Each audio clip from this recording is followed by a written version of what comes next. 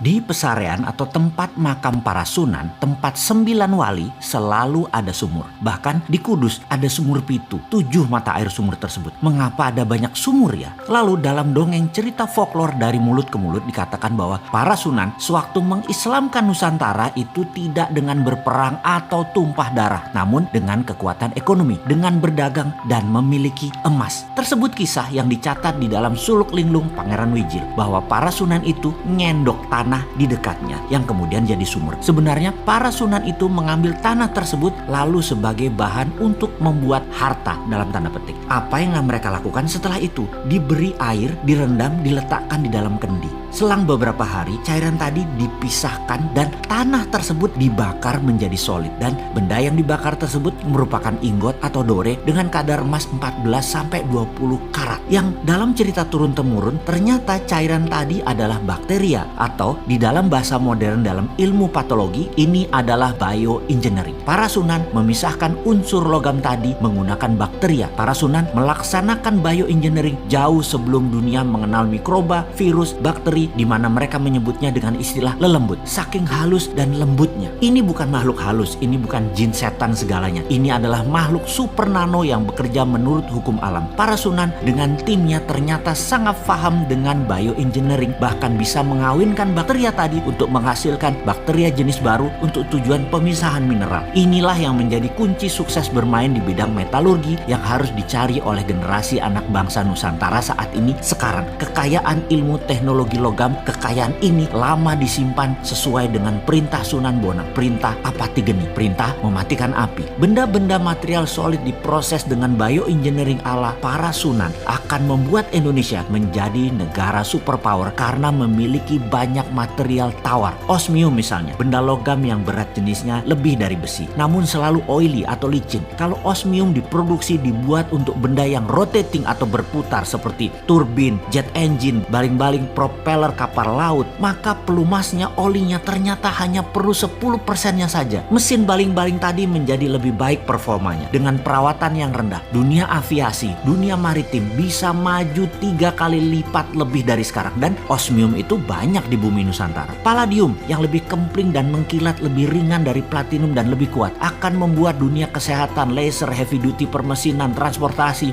drone menjadi jauh lebih murah. Rhodium bisa minus resistennya penghantarnya, sehingga alat komunikasi bisa lompat cepat, bukan hanya 5G tapi bisa 6G bahkan 10G. Lebih cepat lagi data tertransfer karena resistannya bukan 0, minus bahkan. Thorium membuat listrik tenaga nuklir tidak lagi berbasis uranium yang berbahaya, membuat biaya listrik berbasis minyak bumi batu bara menjadi kemahalan karena dengan thorium per kWh mungkin hanya $0,3, jauh di bawah batu bara yang $0,8, jauh di bawah gas yang $1,1 untuk energi listrik. Semua ini adalah budaya metal, mulai dari metal biasa, metal tanah jarang atau rare earth, hingga precious metal group. Semua ada di tanah air tercinta ini. Sebelum melangkah jauh, kita merenung sejenak menengok apa yang para sunan sudah lakukan untuk anak cucunya, untuk bangsa Indonesia. Bukan hanya nikmat agama Islam, namun budaya luhur, budaya logam diwariskan oleh mereka. Untuk menjadi yang terdepan, warisan beliau-beliau tersebut harus kita pertahankan. Inilah strategi SWF, Sovereign Wealth Fund, berbasis natural resources capital, yang selalu didengungkan oleh bosman yang sok keminter ini, menggunakan kekuatan kedaulatan sovereign natural resources untuk menjadi alat tawar kepada negara lain, bukan menjadi pengemis minta-minta pinjaman. Sejarah sudah mengingatkan, wahai pejabat, rajin-rajinlah baca sejarah dan menengok kekuatan bangsa sendiri. Semua tersedia, semua tinggal dipakai. Masih nggak ngerti juga SWF-nya ilmu para sunan ya? Yang ngobrol dong kita.